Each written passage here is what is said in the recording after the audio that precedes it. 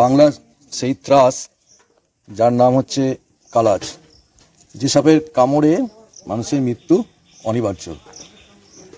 তো এই সাপের বিষটা হচ্ছে নিউরোটক্সিক, অর্থাৎ আমাদের নার্ভাস সিস্টেমটাকে নষ্ট করে দেয়। এই সাপ কামড়ালে জানতেও পারবেন না, টেরও পাবেন না। শুরু হয় পেট ব্যথা, বমি দিয়ে। তারপর ঘরে থাকার চিকিৎসা আমরা করি। কি করি না, অ্যান্টাসিড খাই। কারোর ঘরে জেলুসিল, ডায়াজিন থাকে, তো সেগুলো আমরা খাই।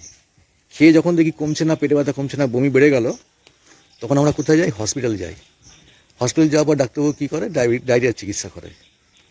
কিন্তু যখন আরও আধ ঘন্টা পরে, স্যালাইন ফ্যালাইন চালানোর পর আধ ঘন্টা পরে, যখন রুগী যখন আর মাথা তুলতে পারছে না, ঘাড় এরকম ঘাড় কাত করে ফেলছে দুদিকেই, তখন কি হয়? তখন ডাক্তারবাবু সন্দেহ হয় যে এটার ডায়রিয়া না, কী হয়েছে না, কালাচে কামড়েছে।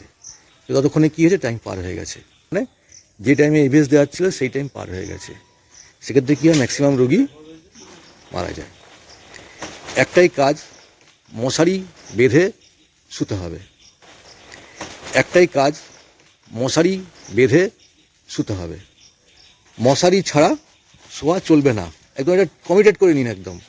আপনাদের এলাকায় যখন আছে সাপ, এই সাপ কালার যখন এখানে পাওয়া গেল, এটা পৌরসভা কত নম্বর ওয়ার্ড? 6 নম্বর ওয়ার্ড।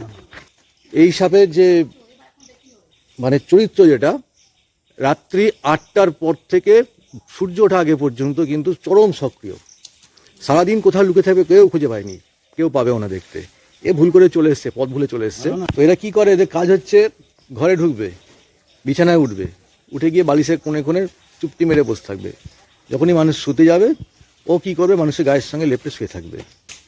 এবার শুয়ে থাকলে কী হয় বলো না? গায়ে উঠবে, পায়ে উঠে যাবে, কিচ্ছু করবে না, কামড়াবে না, যতক্ষণ না পর্যন্ত গায়ে চাপ লাগছে ওর। যেই চাপ লাগবে, ওর যে সূক্ষ্ম দাঁত, যেটা হচ্ছে আপনার যে দাড়িটা বেরিয়েছে না, তার থেকেও সূক্ষ্ম, সেই দাঁতের দুটো ছোঁয়া দেবে শরীরের স্কিনের মধ্যে, আর বিষ ঢালবে মাত্র 1 মিলিগ্রাম।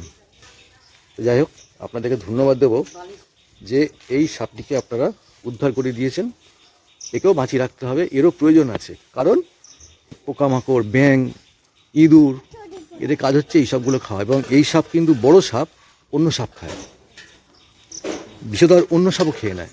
যে কারণে এই সাপের প্রয়োজন আছে। রাত্রিবেলা যখন বেরোবেন, টর্চ জেলে বেরোবেন, বিছানায় ঝাড়বেন, মানে শুতে যাবে বিছানায় ঝাড়বেন, মশারি বাঁধতেই হবে। পৃথিবী উল্টে যাক পাল্টে যাক, গরম লাগছে, কিচ্ছু করার নেই, মশারি বাঁধতে হবে। আর সাপ আটকানোর জন্য কোনো টুকটাক ঝাড়ফুঁক করে লাভ নেই। সাপ আটকানোর জন্য ওই কার্বলিক অ্যাসিড, কেরোসিন, গ্যামাক্সিন দিয়েও লাভ নেই। সাপ আসবেন একটাই কারণ, সেটা হচ্ছে ইঁদুর তাড়ান, সাপ আসবে।